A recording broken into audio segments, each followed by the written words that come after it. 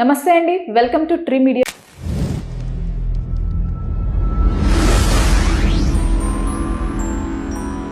ఈరోజు మనతో senior journalist, political analyst doctor Durga Vadlamani గారు ఉన్నారు. మేడం నమస్తే. నమస్తే అండి. ఎలా ఉన్నారు మేడం? బాగున్నానండి. మేడం, ఒక 4 days నుంచి గరికపాటి నరసింహారావు గారి పైన వైరల్ అవుతున్నారు. ఎక్కడ చూసినా ఆవిడ ఫస్ట్ వైఫ్ని అంటూ ఒకరు బయటకు వచ్చి అనుచిత వ్యాఖ్యలు అనుకోండి, అంటే విడిపోయాము అని చెప్పేసి కొన్ని దారుణమైనవి కూడా కొన్ని ప్రస్తావన తీసుకొచ్చారు. ఇప్పుడు ఇంత కీర్తి ప్రతిష్టలు సంపాదించిన అతని పైన బురద జల్లుతున్నారని కొంతమంది, బట్ ఆవిడకి లోపల ఎంతో ఉంటే తప్పితే ఇలా బర్స్ట్ అవుట్ అవ్వరు అని సపోర్ట్గా ఆవిడకి కొంతమంది, ఇలా సోషల్ మీడియాలో భిన్నాభిప్రాయాలు వ్యక్తం అవుతున్నాయి. అవును. యాజ్ ఏ అనలిస్ట్గా మీరు ఈ ఇష్యూ పైన ఏం చెప్పదలుచుకున్నారు మేడం? కామేశ్వరరావు గారు ఆయనకి మొదటి భార్య, గరికపాటికి మొదటి భార్య, కానీ ఆయనకి అన్నగారి భార్య, రెండవ భార్య, అన్నగారి భార్య అంటే రెండవ భర్త. భర్త కాదో మనకు తెలియదు. ఓకే, వాళ్ళు వెళ్ళిపోయారు. నేను అడిగేది ఏంటంటే కామేశ్వర గారిని, ఎప్పుడో జరిగింది, ఒక 30 ఏళ్ళు అయిందా, 25 ఏళ్ళు అయి ఉండొచ్చు, 25 సంవత్సరాలు అనుకుందాము. ఇప్పుడు కొడుకులు పెద్దవాళ్ళు అయ్యారు. మనం 2-3 వెర్షన్స్ విన్నాము. ఒకటి, ఈవిడ గరికపాటి గారితో పిల్లల్ని కన్నాక అప్పుడు అతనికి ఏమీ లేదు, ఈవిడే జాబ్ చేసేవారు, ప్రభుత్వ ఉద్యోగిగా, ఉపాధ్యాయురాలేదో ఆవిడ. సో అప్పుడు ఆవిడ బయట చూసుకుంటే ఆయన ఇల్లు చూసుకునేవాడు. అయితే ఇప్పుడు మీరు మొత్తం ఆవిడ వీడియోస్ చూసారంటే మీరు కొన్ని పదాలు వింటారు అందులో. ఒకటి, ప్రేమ లేదు. 2, నన్ను ఎప్పుడూ బయటకు తీసుకెళ్ళలేదు.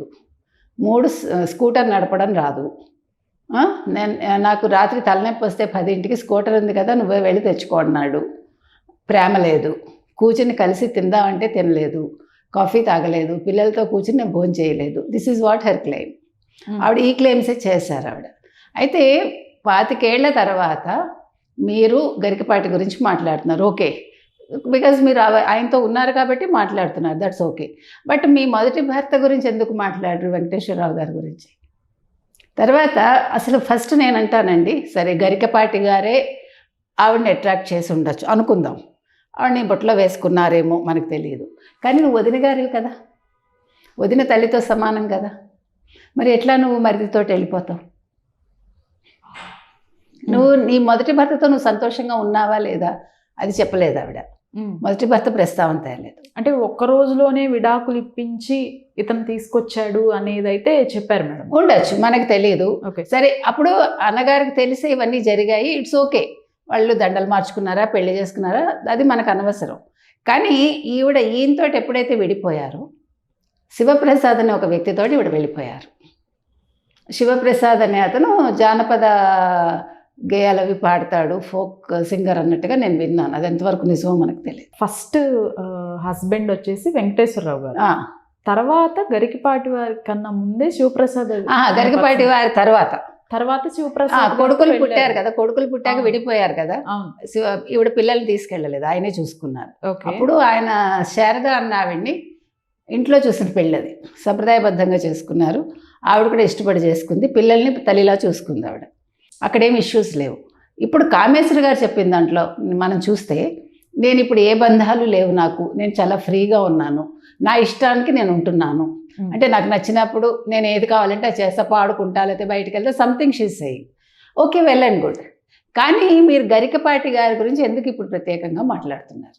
25 ఏళ్ళుగా మీరు ఎందుకు నోరు మూసుకుని ఉన్నారు? మీరు విడాకులు తీసుకున్నారుగా, తీసుకున్నాక ఇంకా మీకేంటి హక్కు?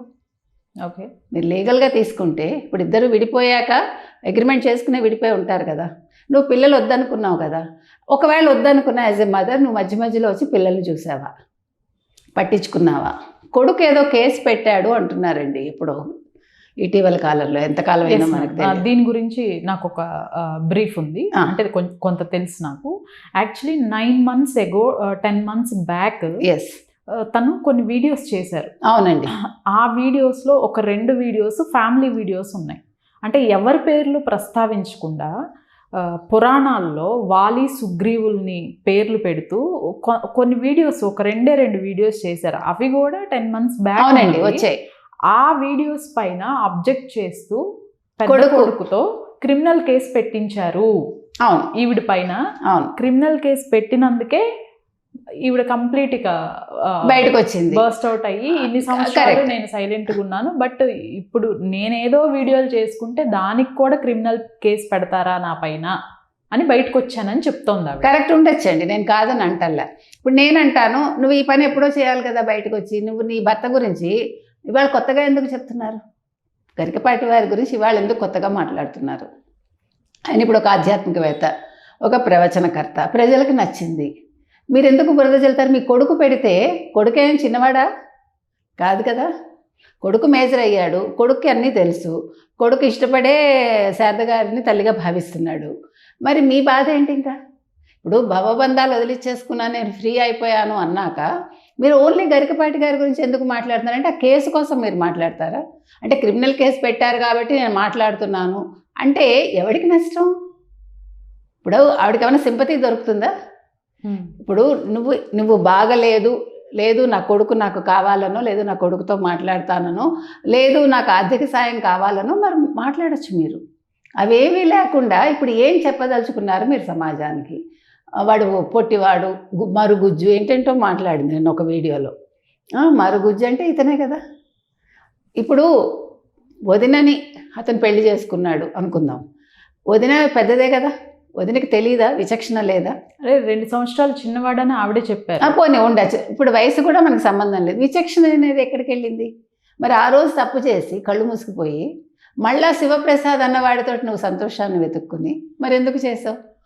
ఓకే, ఇప్పుడు మీరు విడిపోయాకే గరికపాటి గారు ఇంకో పెళ్లి చేసుకున్నారు, ఇంట్లో తల్లిదండ్రులు చూసిన సంబంధం చేసుకున్నారని తెలుస్తోంది మనకి. తండ్రి మాట వినడు అని ఏదో మాట్లాడింది ఆవిడ. ఈ కొడుకు గురించి కూడా ఆయన చెప్పి కొడుకు కేసు పెట్టాడు అంటుంది. అది వాళ్ళ ఇష్టం. ఇప్పుడు మీరు ఒక వీడియో చేస్తారండి, నాకు సంబంధించి అనుకుందాము, నేను అబ్జెక్ట్ చేసే హక్కు నాకు ఉంటుంది కదా, నా పిల్లల చేతనే నేను కేసు పెట్టించవచ్చు. ఇక్కడ తల్లి కాబట్టి కొడుకు చేత పెట్టించుంటాడు, అది కొడుకు ఇష్టం లేకుండా చేయడుగా. హీఈస్ నాట్ ఏ మైనర్ కదా, he's a major. More than 30 years ఉంటాయి కదా పిల్లాడికి.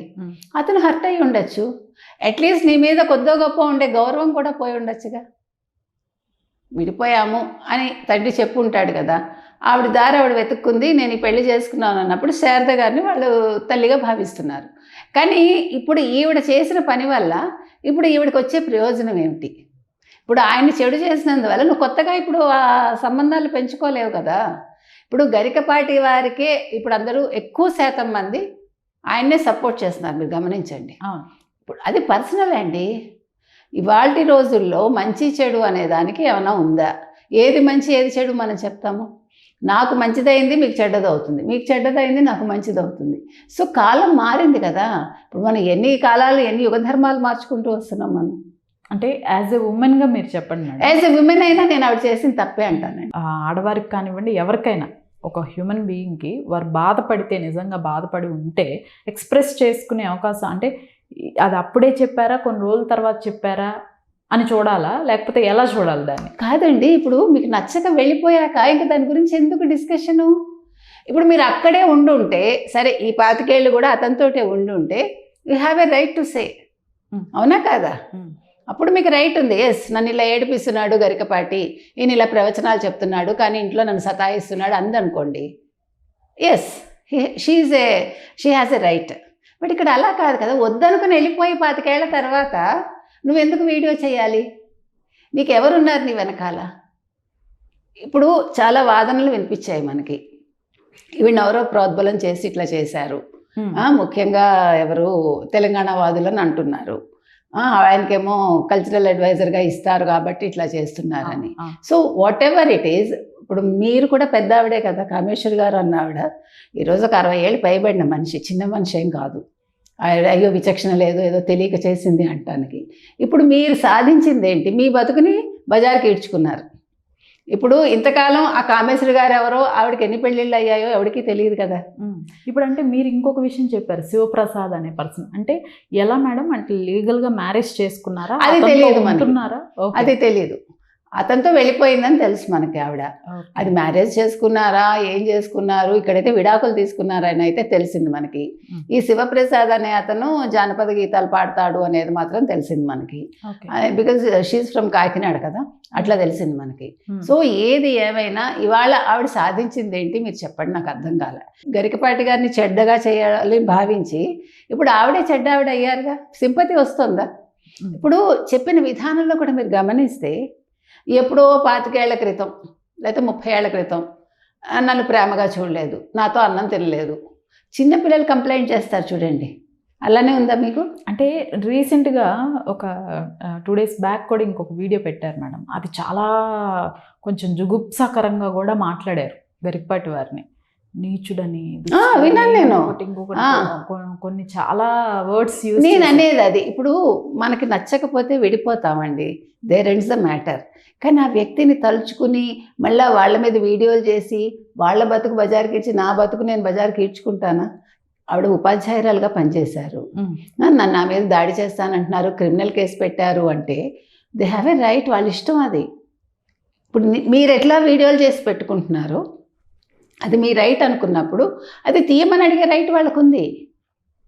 మీరు ఎలా లేదంటారు అంటే, ఇప్పుడు మిమ్మల్ని ఏమైనా మోసం చేసి ఆయన ఇంకో పెళ్లి చేసుకుంటే అప్పుడు మీరు మాట్లాడచ్చు. మీరు విడిపోయాక ఆయన పిల్లల్ని ఉంచుకుని ఆయన పెళ్లి చేసుకున్నాడు, ఇంకా అక్కడ ఈవిడికి ఏ హక్కు ఉందో నాకు చెప్పండి. లీగల్గా కూడా ఏ హక్కు ఉండదుగా, మీరు ఉంటుందంటారా? లేదు కదా. ఇక్కడ నేను పాయింట్ అంతవరకే మాట్లాడతా. ఇప్పుడు కామేశ్వరి గారు మంచి చెడు మనకు అనవసరం అండి, గరికపాటి గారు మంచి చెడు మనకు అనవసరం అండి.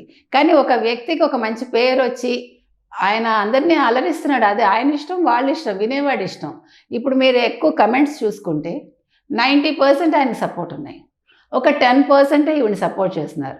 తర్వాత నిన్న ఎవరో ఒక మహిళా మండల ఏదో విమెన్ రైట్స్ ఆవిడ నేను పూర్తిగా కామేశ్వరి గారిని సపోర్ట్ చేస్తున్నాను ఒకటి రిలీజ్ చేస్తున్నాడు, అది ఆవిడ ఇష్టం, దాన్ని మనం ఏమి ఖండించాం. అయితే ఇక్కడ ఇంకొక విషయం మేడం, ఇదే అలసుగా తీసుకొని అంటే మనకి హిందూ ధర్మంలో చాలా తక్కువ మంది ఉన్నారు ప్రవచనకర్తలు.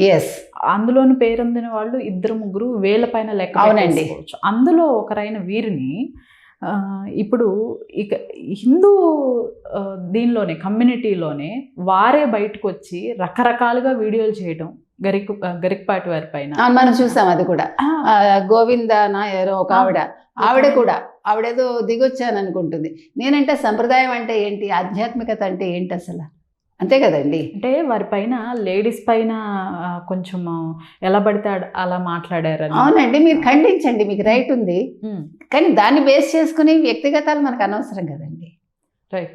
నాగపణి శర్మ గారి గతంలో ఇలాగే అయింది, అది కావాలని చేశారు అని వచ్చింది. అంటే నేను అనేది, మీరు ఇందాక ఒక మంచి పాయింట్ అన్నారు, మనకు ఉన్నదే 2-3 హిందూ ధర్మంలో అని. సో అంటే పని కట్టుకుని ఎవరైనా చేయిస్తున్నారా అంటే వాళ్ళకి పేరు చెడగొట్టి.